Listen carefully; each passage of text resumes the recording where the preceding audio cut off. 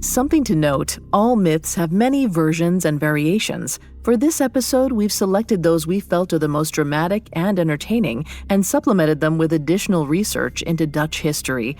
Our myths may not always be the version you're familiar with, but we hope you'll enjoy them. And be warned, this episode contains graphic violence, references to alcoholism, and some frightening images.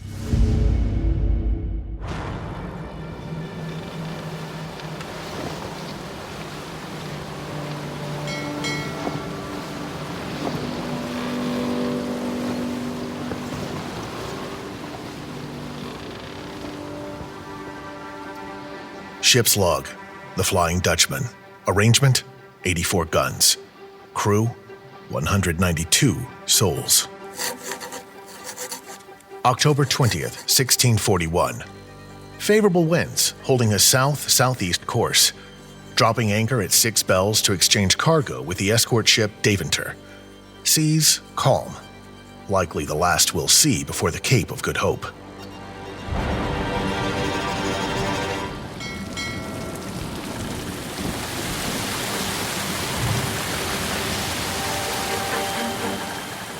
October 21st, 1641, 7 o'clock. We're nearing the Cape, winds blowing fresh, waves rough. Sailing master advises Captain Vanderdecken against holding course. Winds blowing hard. Captain remains resolute. First man overboard at 6 bells. Jan Navies, able sailor. Visibility poor. Lost sight of escort. Topmen say they can still hear the Daventer's crew on the wind. Maintaining log increasingly difficult. 8 bells. Midnight. Bilge pumps cannot manage the water we're taking on. All available hands have gone below with buckets and prayers. 4 bells. Morning. I do not remember having slept. Every step, seawater sloshes in my boots. One of the topmen fell to the deck an hour ago, dead, instantly. Body and brains washed away by the storm. No time for mourning. Captain stands at the helm, undeterred by the weather. Saw Jan Navies on deck today. Man drowned hours ago, but there he stood, fastening his lifeline. Lack of sleep must be affecting my wits. New entry. Date unknown. Unable to see sun nor moon. Bells have stopped ringing. We saw a light on the horizon, 3 points off the larboard bow. We beat hard against the waves toward her, only for her to vanish before our eyes. If she was a rescue ship, she too has floundered. Another light sighted, another light vanished, as quickly as the hope they brought with them. No choice but to sail on. The storm will break soon. Captain Vanderdecken knows this ship. He knows her limits. He will sail the Dutchman through the gates of hell before he lets her sink.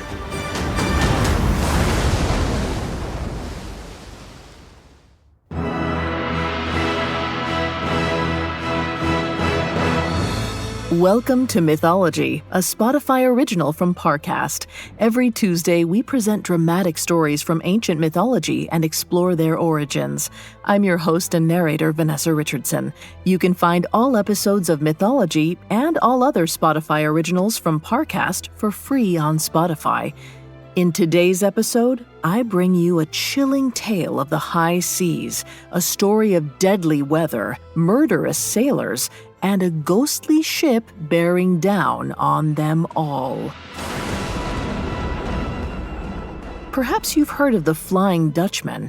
It is one of the most famous nautical ghost stories, that of a spectral ship whose appearance is a dark omen.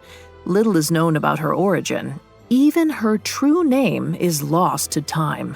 They call her the Flying Dutchman because that's what she is, A Dutch man-of-war appearing to float over the waves, gliding through storms that would sink any vessel built by a mortal man. If you see her, you'd better change course or prepare for a watery grave. Coming up, a ship sets sail for troubled waters.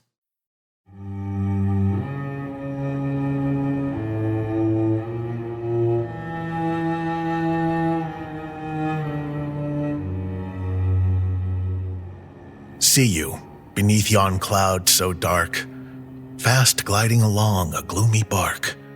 Her sails are full, though the wind is still, and there blows not a breath her sails to fill. Oh, what doth that vessel of darkness bear? The silent calm of death is there, save, now and again, a death knell rung, and the flap of the sails with night fog hung. There lieth a wreck on the dismal shore of cold and pitiless Labrador, where under the moon upon mounts of frost, many a mariner's bones are tossed.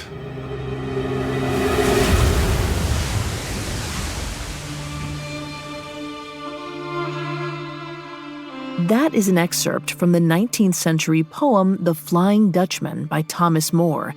Moore's notes indicate this was written while passing Dead Man's Island in the North Atlantic.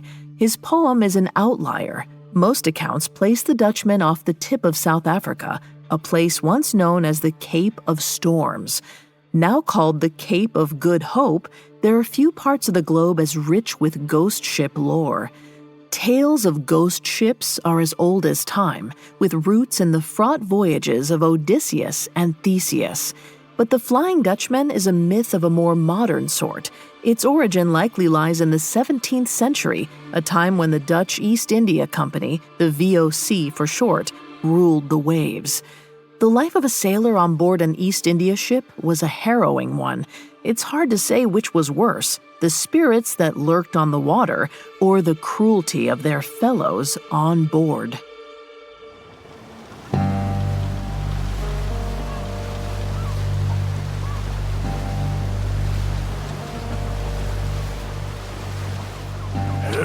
One, two, three.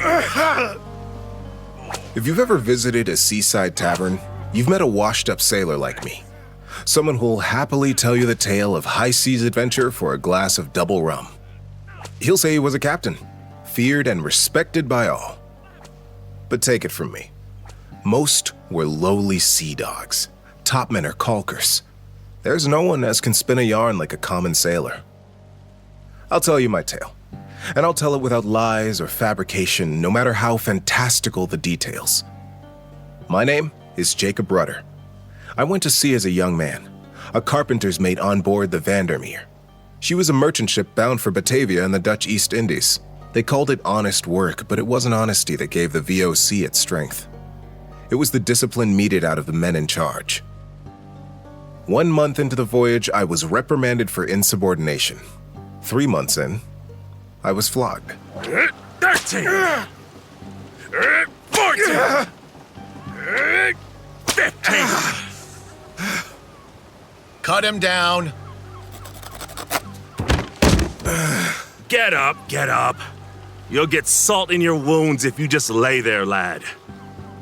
Willem Tiedemann held out a calloused hand and lifted Jacob Rudder to his feet. Rudder swayed against his sturdy companion, back stinging like fire. Everyone had gathered on deck to watch his flogging. For the crew, it was compulsory. For the passengers, it was a way to pass the time. Captain Peter Van Essen observed from the quarterdeck. Tall and broad-shouldered, with a tricorn hat shading his battle-scarred face from the sun. Mr. Tiedemann, return to the helm. The master-at-arms will escort Mr. Rudder below decks. He'll remain in irons until his next watch. Aye, Captain. Tiedemann departed, leaving Rudder to stand on his own. Rudder stared forward defiantly, glaring at a man by Van Essen's shoulder. His target was Chief Merchant John Ackerman, a gentleman in a velvet coat with a gold chain around his neck. Rudder would have spat at Ackerman if the master-at-arms hadn't grabbed him first.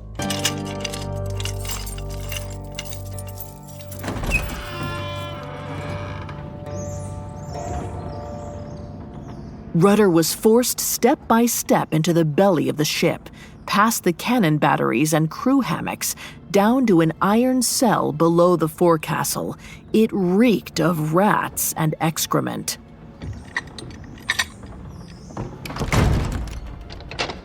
This crude brig would be Jacob's quarters until nightfall. What'd they get you for? Rudder jumped at the voice. It came from an adjacent cell. Its occupant wore a sailor's rags, face invisible behind a curtain of stringy, colorless hair. After 3 months at sea, Rudder had almost forgotten the ship's prisoner, Joanna Block, a woman who'd been sentenced to hard labor in Batavia. How a woman earned such a sentence was a mystery to him. Hey, you! I asked you a question. What are you, some kind of half-wit? Insubordination. Ackerman shoved me while I was rearranging the cargo. I returned the favor. Got 15 lashes for it. Worth it, though. Rich men need reminding that they bleed just like the rest of us. You remind me of my husband. He was also a romantic.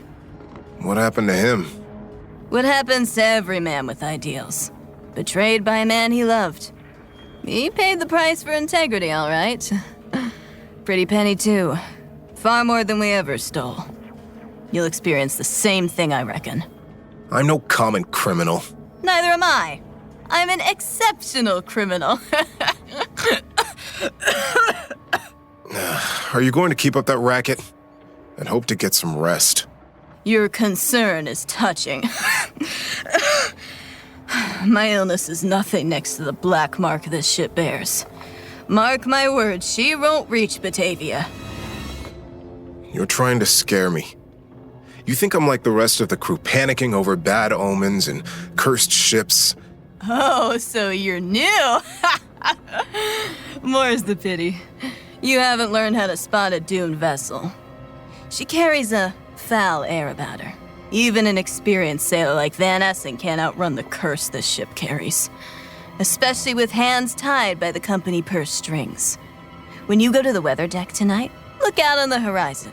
I reckon you'll see the Flying Dutchman before sunup. If this ship goes down, it will take you with it. I'm quite certain it will.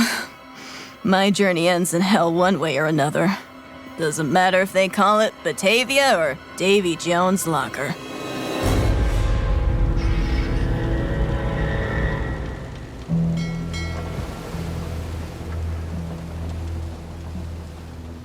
The Flying Dutchman wasn't a new name to me.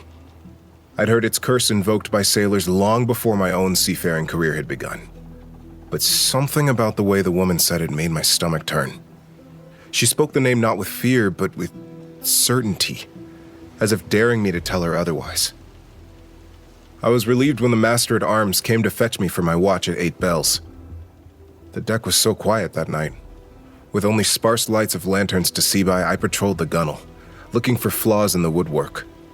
The master carpenter told me she was a sturdy ship. Sturdy as they come. So why did she seem so fragile after my conversation with Joanna Block? How's your back? The question came just as Rudder reached the quarterdeck. The helmsman, Willem Tiedemann, had been standing so still he seemed like part of the ship. Feels much better, thank you. Liar. Hurts like the blazes, doesn't it? If you got a single hour of sleep, you're a tougher man than I. Fits and starts. Harder with that Block woman whispering in my ear all afternoon. She said the ship was doomed. Don't pay her no mind. She's a mad woman, Jacob. She and her husband spent the better part of a decade robbing VOC merchants. Should have set the both of them up for life. But no. They turn up in Amsterdam, right under the company's nose. Husband is caught pinching a merchant's purse. She could have abandoned him and saved herself. Instead, she paid a visit to his cell, opened his throat before he could even stand trial. The two sailors turned back to their work at the sounds of boots on the quarterdeck. It was the captain. Trailing after him was a slender figure in an officer's uniform, a midshipman, Isaac Locke. Captain! As you were, Mr. Tiedemann. Blowing fresh tonight, isn't it? Aye, sir. Wind's been with us since the Canaries. Very good. Maintain course, south-southeast. Mr. Locke, the watch is yours. Sir! You there, sailor! What are you doing loitering on the quarterdeck? Checking the wood for warping, sir. Master Carpenter's instruction. Looks to me like you're having a leisurely stroll. Do you think you can get away with laziness just because you've already been punished once today? No, sir. Rudder desperately wanted to cuff the midshipman round the ears. Locke couldn't have been more than 18, but he threw his weight around like a small tyrant. I'm watching you, Rudder. Men like you are a poison to discipline on board. Rudder clenched his fists and slunk off the quarterdeck without another word. Even at night, the deck was far from empty. Sailors moved about silently, working like the separate muscles of a greater being. A lithe shadow dropped from the foremast to the deck, almost on top of Rudder. It was one of the Indian sailors on board, a man named Farham Singh. Watch yourself, Dutchman. There are many dangers in the dark. Say, you're that man who got whipped earlier today, aren't you? Do you want something? I like to know what sort of men I sail with. When I first saw you, I didn't know if you'd last a week. Said I to myself, that there is a rat from the gutter. You wouldn't speak so freely if there were an officer within earshot. My friend, you seem to have mistaken what I said as an insult. I envy you. After all, rats so often survive sinking ships. Before Rudder could retort, the Lascar vanished back into the rigging. The wounds on Rudder's back prickled as if in warning. That was the second cryptic conversation he'd had today. He peered over the larboard gunwale. The master carpenter would probably have him fix some of the paint tomorrow morning. Rudder leaned back with a sigh, but when his eyes found the horizon, all thoughts of carpentry vanished.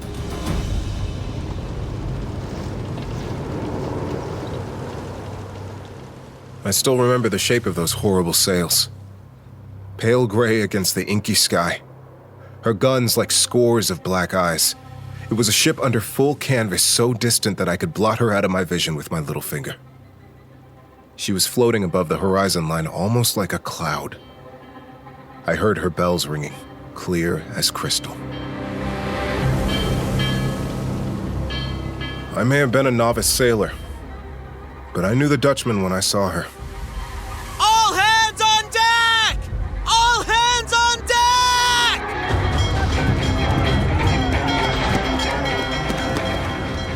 Rudder turned to see sailors and Marines swarming the deck. For a moment, he thought they were reacting to the spectral ship on the horizon, only they didn't go for their spy glasses. They were looking upwards, into the rigging. There was a man hanging over them. His arms were spread wide, both wrists lashed to the yardarm, allowing him to dangle freely against the rippling sails. Farham Singh climbed up to hold a lantern to the man's face. Lascar, what do you see? It's John Ackerman, sir. He's dead. Heart pounding, Rudder cast one glance back towards the horizon. The Flying Dutchman was gone.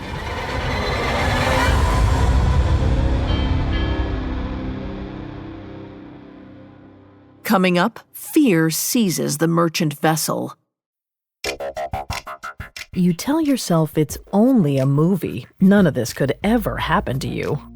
You feel relieved until you discover what you're watching is based on actual events. Hi, listeners. It's Vanessa and Greg from the Spotify original from Parcast, Serial Killers. In our Halloween special, Real Horror, we're spotlighting 3 of the most iconic horror films of all time and telling the terrifying true stories that inspired them. Recovering the real influences behind characters like Ghostface from the 90s mega-hit Scream, Hannibal Lecter and Buffalo Bill from the Oscar-winning thriller The Silence of the Lambs, and Leatherface from the 70s cult classic The Texas Chainsaw Massacre. Enjoy Real Horror, the Serial Killers 3-part Halloween special. Listen to all 3 episodes the final week of October, free and only on Spotify. Now back to the story.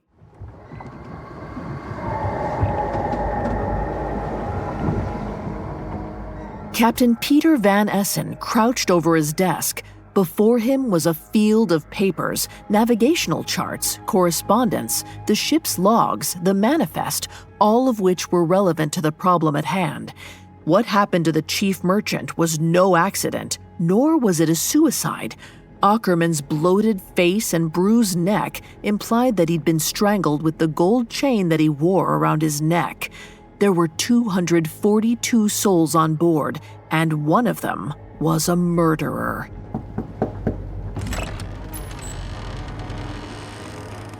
The door to the great cabin creaked open, and a young man stepped through. Isaac Locke, the midshipman who'd been on deck when the body was found. You sent for me, Captain? Van Essen looked the midshipman up and down. A sturdy lad in his late teens, the baby fat of a rich upbringing was only just beginning to melt off his cheeks.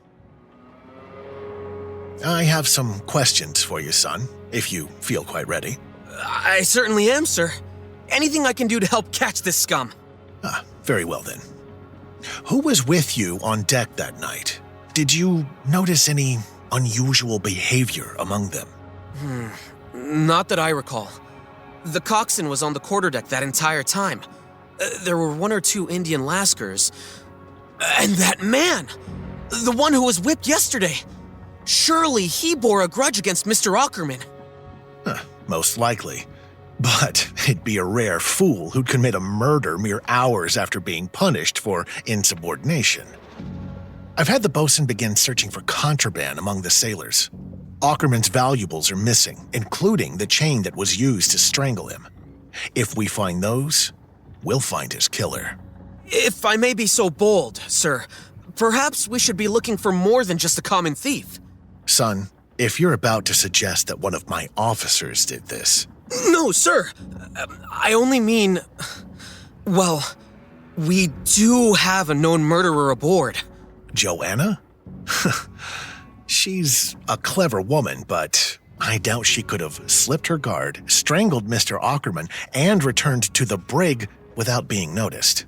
She could have had help. From one of the crew, perhaps.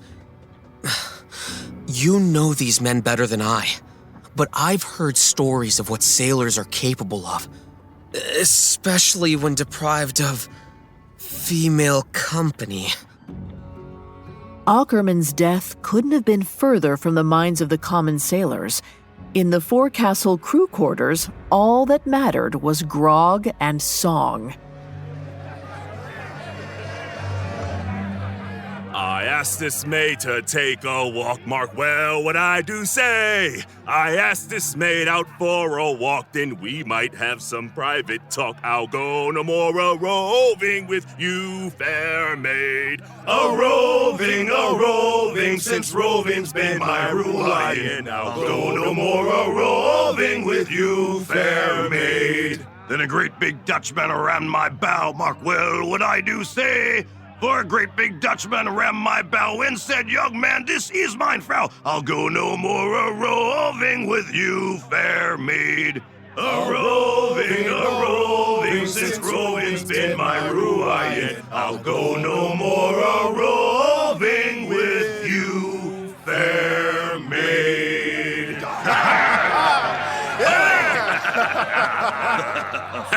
I didn't know you knew this song, Lasker. What you don't know about me could fill a library. Cheers! The Lascar raised his cup to the rest of the crew before vanishing back into the murky depths of the hull. Tiedemann came to a seat beside Rudder, a cup of grog in each hand. What do you think about this one, mate? The Lascar? Never met an Indian sailor before. Doesn't seem too different from you or I. Bless you, Rudder. Still so naive after 3 months. Listen here. There are 70 Lascars on board this ship. Fewer than the rest of us, for sure. But they're more united than we'll ever be. And that one, Singh, I felt him watching me. Ever since we set sail. Sounds like you're jumping at shadows. You're one to talk. You look terrible. Haven't slept much. Fair enough. Killing a man certainly takes the wind out of you. That isn't funny. Calm down, mate. We all know it was that witch below who did it. That doesn't make sense. She was locked in irons when I last saw her. Some people need stronger restraints. She's a Jonah if ever I saw one. A Jonah? From the Bible, lad. Book of Jonah. He tried to escape God by sea, dooming the ship that transported him. Anyone who bears his curse infects a vessel. It's a wonder any seasoned sailor signed onto this voyage, knowing she was aboard. Mr. Tiedemann... We aren't on duty now, Jacob. Call me Willem. Willem, I...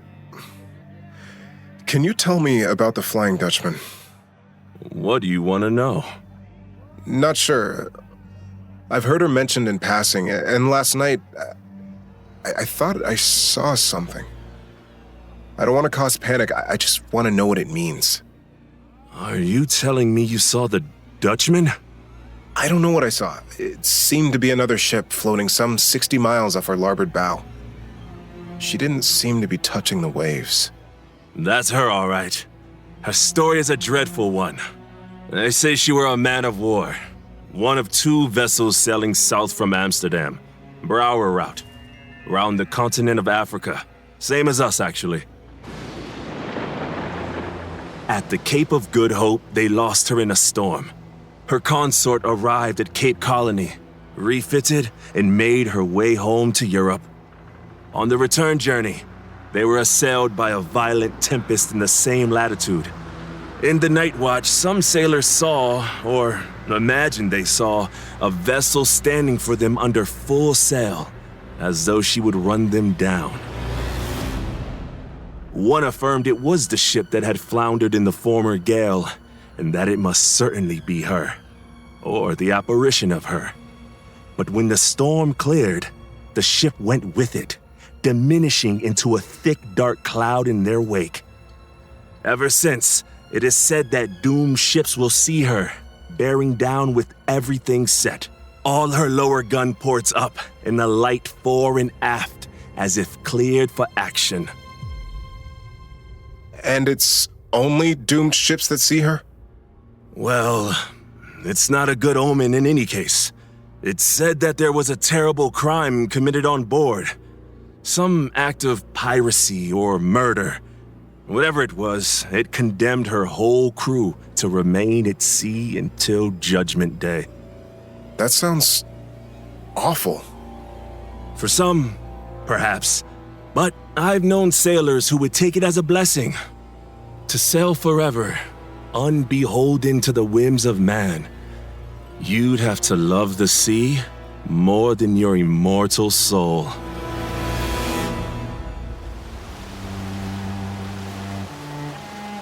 Rudder resumed his work at 6 bells. It had been a full day since John Ackerman was found dead. The captain had yet to take anyone into custody. The master carpenter was indifferent to Rudder's worries, ordering him to touch up her gun ports. As a merchant vessel, the Vandermeer had to forsake a good deal of armament to make room for cargo, so she had false guns painted on her hull to make her look more fearsome to pirates. The afternoon was gloomy, but no ships on the horizon, Dutchman or otherwise. I started to doubt my own account of that dreadful night. Had it really been a spectral ship and not some trick of the light? With the help of Singh and some of the Lascars, Rudder lowered a scaffold off the side of the ship to begin his work. Everything set, Dutchman?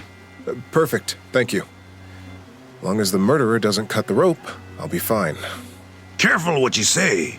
You'll bring a curse on yourself. I have no use for superstition. Everyone at sea has use for superstition. A few may use it for evil. Most use it as a way to stay sane. The sea makes monsters out of men.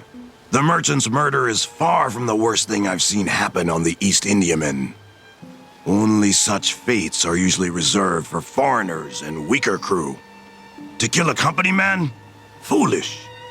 Whoever killed the merchant, they have no intention of ever seeing land again. As I swept my paintbrush back and forth, I thought about what Singh had said. Who on board would risk such an act? Joanna Block hated her captors, but her escape wasn't possible. Mr. Locke might have done it, the boy who behaved like a petty tyrant. I found it hard, however, to believe that he had the strength to strangle a grown man. Singh himself had been in the rigging that night. I just couldn't think of a motive for him. If he had any ambition to mutiny, 70 Lascars couldn't take the Vandermeer without control of the ship's armory. The only other person I'd seen on board that night was the captain. As strange as it may sound, the idea intrigued me. Peter Van Essen was a hard man, one who had dealt his share of violence in battle. He even had reason to resent the merchant. I remembered what Joanna Block had said, that money captains this ship. Perhaps the prospect of working for rich men like Ackerman led to friction between the captain and the chief merchant. Rudder adjusted his weight on the scaffold, dipping his paintbrush for another coat. When he raised it again, he saw that something was wrong with the image he'd been painting. It was running. A stripe of dark red coursed like a river across the gunport. Rudder looked up. The line of red continued up to the edge of the ship, where a man slumped over the railing. A man in an officer's uniform. A moment later, the whole ship lurched, making Rudder's scaffold swing. As he clung desperately to the rope, the figure plummeted past him and into the water. Men overboard! Rudder hoisted his scaffold as fast as possible. He clambered over the side of the ship and immediately came face to face with Captain Van Essen. Man fell into the water. 2 points aft of stern. He seemed injured. And he hasn't resurfaced? Perhaps he was weighted down. I'll have the sailing master start going through the manifest. We need to see who's missing.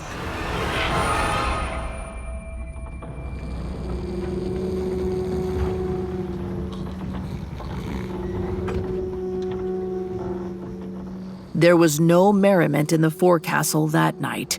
Rudder lay in his hammock, bone-tired but unable to sleep.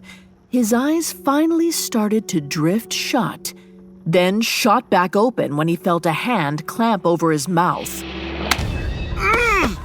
Shh! Quiet now. I promise to lift my hand if you promise not to scream. What are you doing? You're in danger, Rudder. I overheard the sailing master talking with the bosun. The man who went overboard was Mr. Locke. Someone told the captain that you quarreled with him the night Ackerman died. You're going to be thrown in the irons. I can't run. They'll think I'm guilty for sure. You do what you like, but even at sea, a man can make himself scarce. Why are you helping me? Perhaps I like to watch a white man run. Perhaps it amuses me. Maybe I had a friend when I first went to sea. One who believed in utter obedience to the company. A man accused of murder, strapped to his supposed victim and thrown overboard. Lascars see the company for what it is. Don't fall for their promises of justice. Thank you. If you tell them I helped you, I'll throw you overboard myself. And with that, the Lascar vanished into the darkness. Rudder was up in an instant, pulling on his cap and wrapping a cloth over his face. He didn't know where he'd go, or how he could hope to find the true killer now. It wasn't the ship that was damned. It was him.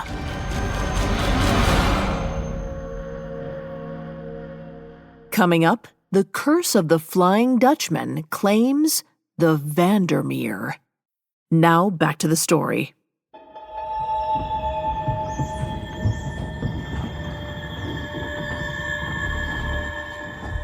The deck of the Vandermeer was swarming with crewmen looking for me. A man they thought guilty of 2 murders. I had no evidence on my side, nothing but my own certainty that I was innocent. Evading them carried me deeper and deeper into the ship, until ironically, I found myself in the brig. There were no guards around Joanna Block, not when they were looking for me above decks. Perhaps this woman, a thief and an unrepentant killer herself, could help me find the answers I sought. What a pleasant surprise! I've had so many visitors lately. The captain wanted to know if I had bewitched the ship.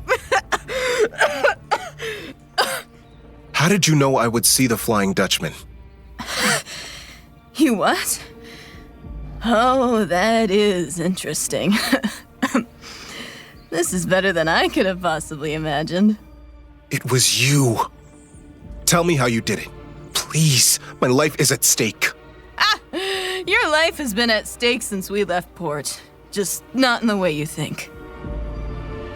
Joanna lifted one of her hands. The tips of her fingers were black. Rudder fell backwards in horror.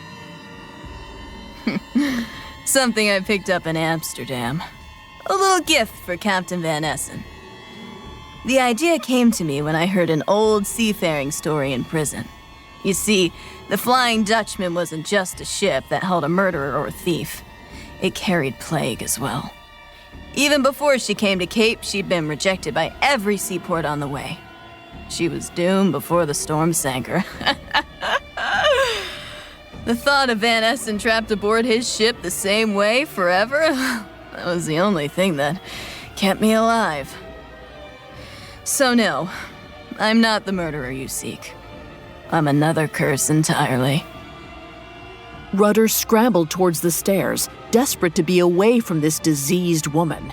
He was so panicked that he ran right into a row of sailors. Rudder, I knew we'd find you here.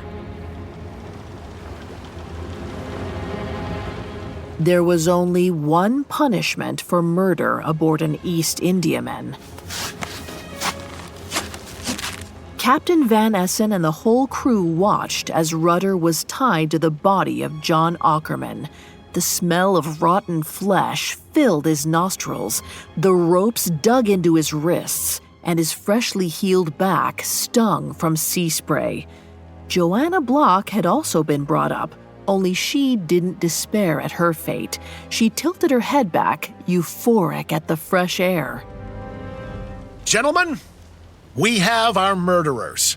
A woman who could not forsake her life of crime and thus induced a member of this crew to do her slaying for her. Today, we send them both to the deep. If any man objects, speak now. You're clutching at straws, Peter. If I could command a sailor to kill, I would have gone for you first. In fact, why don't you tell them how we know each other? Be silent. This man was my husband's informant when we were alive. Thick as thieves they were. My life of crime owes everything to the great Captain Peter Van Essen. Slander and lies. If you utter one more word. Or what? I'll say what I like. I'll even sing it if I want to. In Amsterdam there lived a maid, mark well what I do say. In Amsterdam there lived a maid, and she was mistress of her trade. I'll go no more a-roving with you.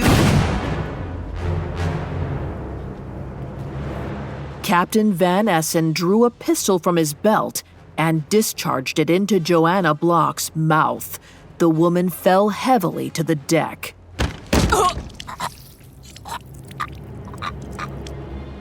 But she did not lie still. She writhed, blood pooling in her hands. The lead ball had passed through both her cheeks. Luck had saved her from an instantaneous death. Whether it was good luck or bad, Rudder could not say.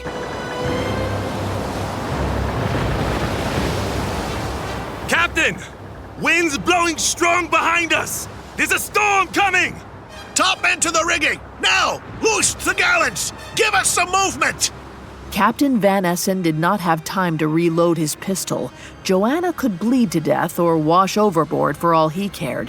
He had a ship to save.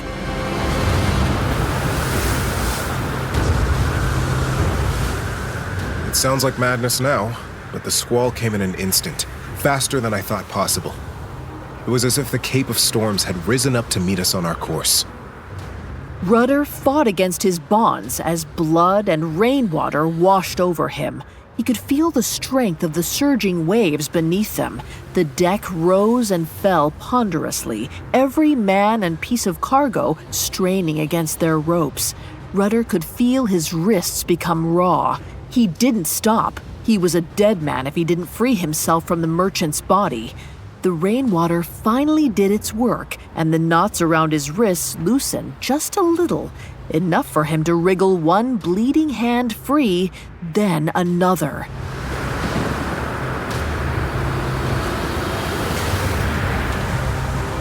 Rudder caught Singh's arm as the Lascar ran past. Many places to hide on a ship? You were trying to get me captured! You would have done the same in my place. If not you, they would have found a way to blame the foreign sailors next. I couldn't have that happen. Curse the lot of you! You have nowhere to run, Rudder. If you want freedom, I suggest you swim. Singh pushed Rudder aside and ran towards the quarterdeck. It was then that Rudder saw the aft boom swing wildly with the wind. The ship swayed and rolled. The oncoming waves threatened to tip her over. Tiedemann had let go of the helm.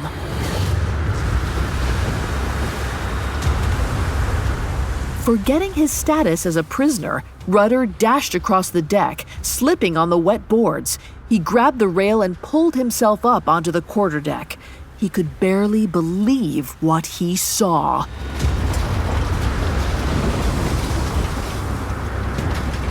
Captain Van Essen had grabbed a hold of the helm and was struggling to turn it against the tide. Willem Tiedemann ignored him, peering out across the waves. Get back to your station, coxswain! Now! Do you see her, sir? 2 points aft, bearing down with all her might. She's a beauty! A shadow took shape from the fog on their stern and gaining. Board by board, the Flying Dutchman materialized before them. A strange red glow painted her bow against the blue-gray haze of the storm. Beat to quarters! There's no fighting her, Captain! Come, Dutchman! Come and take your prize! Get a hold of yourself, Mr. Tiedemann! Now's no time for hysterics! But there was no reaching Tiedemann now. He held his arms out to the sea in supplication. That was when Rudder saw something glittering in his hands. John Ackerman's necklace. It didn't make sense. Why did Tiedemann have the merchant's necklace? Why was he holding it into the storm like that? Singh seized the coxswain around the waist, trying to pull him back to the helm. Tiedemann threw him off, drawing a dagger from his boot. Stay back, Lasker, or I'll send you to Davy Jones myself! I clung to the mizzen, unable to do anything but behold the strange tableau on the quarterdeck. Captain Van Essen holding fast to the helm, wind and rain tearing at his uniform. Beside him, 2 sailors wrestling over a dagger. And above them all, the man of war looming even closer, her horrible bells sounding even through the sheets of rain and thunder. This image lasted for a few brief seconds, but it will remain imprinted in my mind forever.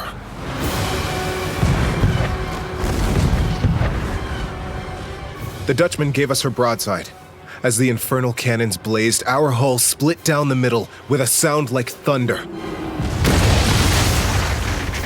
I couldn't tell whether it was the Dutchman's cannons or the storm that sank the Vandermeer. Perhaps they were one and the same.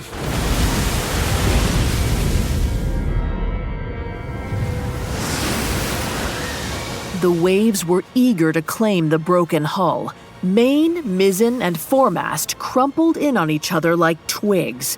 Rudder was lucky he had no lifeline around his waist, or he would have been dragged to the very bottom with all the rest. He scrambled against the waves, hands finding a plank of wood trailing a few ropes. Was it the scaffold he'd been sitting on mere days ago, painting the side of the ship, or just some piece of timber?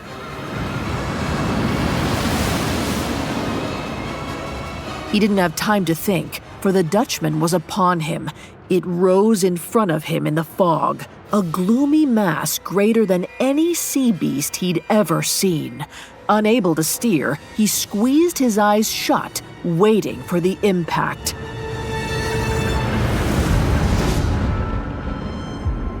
The moment never came. He opened his eyes to see the Flying Dutchman's dark underbelly overhead, blotting out the sky. The barnacles fastened to her keel were bleached white, staring at him like eye sockets. It passed over him inch by agonizing inch, so close to the water that if Rudder had stood upon this plank, he might have been able to touch it.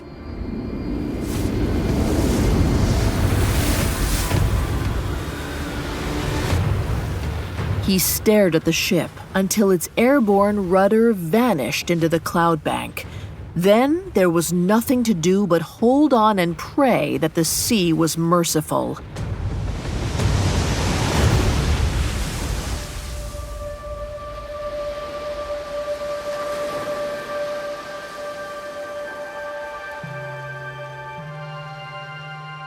By the grace of God, I survived. I washed ashore on the coast, not far south of Cape Colony. I was not alone.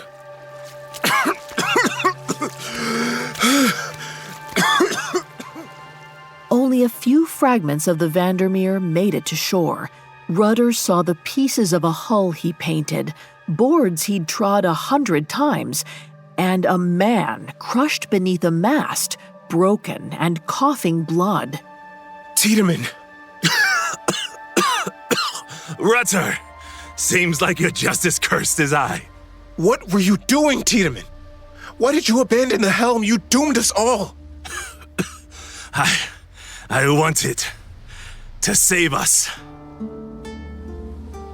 I heard at port that the Vandermeer was taking a prisoner to Batavia. A woman, a Jonah. I knew nothing of a history with Van Essen. I only knew her presence marked the Vandermeer for doom, making it perfect for my plan. To sail the same route the Dutchman had, under near identical conditions. You're a madman. No, I'm a sailor. I'm not a money man like Ackerman, or a warrior like Van Essen. Men like them corrupt the sea. The only pure sailors left are ones who love the sea more than all the riches of the world. Those who don't sail for kings or men with fat purses, but because it's what they are. We could have been free. Free to sail the seas forever. All that required was the perfect ship and a few sacrifices. I did not know what to say to him. Even in light of his confession, I could not forget the man who had shown me kindness on board. I sat beside him as he took his final breaths, watching the tide. When my companion breathed no more, I stood and began walking inland. Perhaps Tiedemann's curse worked in the end, and the Vandermeer now sails beside the Dutchman upon a spectral tide. I have no interest in ever finding out. I'll stay on land for the rest of my life. All my nightmares are at sea.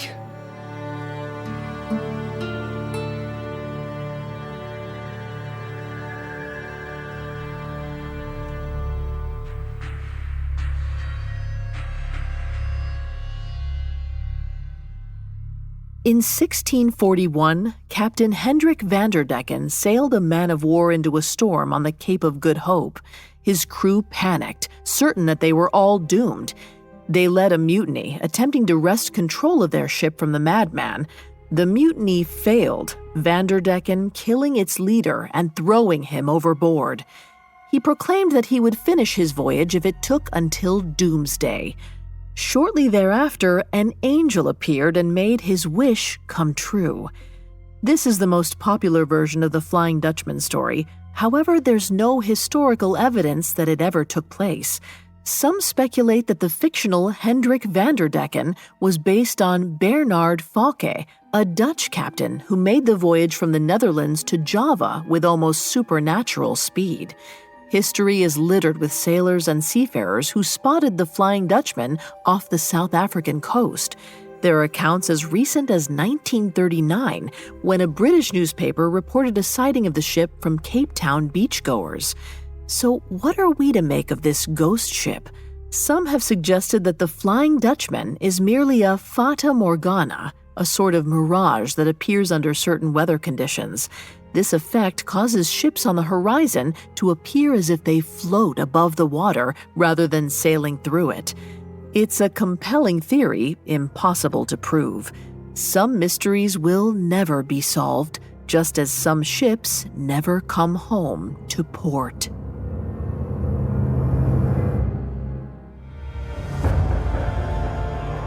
Yon shadowy bark hath been to that wreck, and the dim blue fire that lights her deck doth play on as pale and livid a crew as ever yet drank the churchyard dew.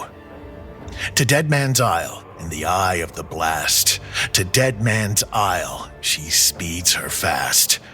By skeleton shapes her sails are furled, and the hand that steers is not of this world. Oh, hurry thee on, thou terrible bark, ere the night be gone. Nor let morning look on so foul a sight as would blanch forever her rosy light.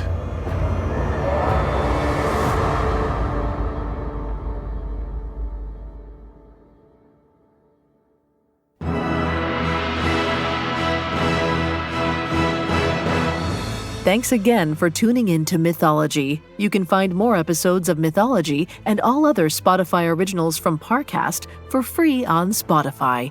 We'll be back next week with another epic story. Mythology is a Spotify original from Parcast. Executive producers include Max and Ron Cutler. Sound design by Brian Golub, with production assistance by Ron Shapiro, Nick Johnson, Trent Williamson, and Carly Madden. This episode of Mythology was written by Robert Teamstra, edited by Molly Quinlan and Andrew Kelleher, fact-checked by Bennett Logan, researched by Adriana Gomez, and produced by Travis Clark. The amazing cast of voice actors includes Kai Jordan, Nazee Tarsha, Charlie Wess, Brian Green, Dinesh Alvis, and Zelda Diana Black. I'm Vanessa Richardson.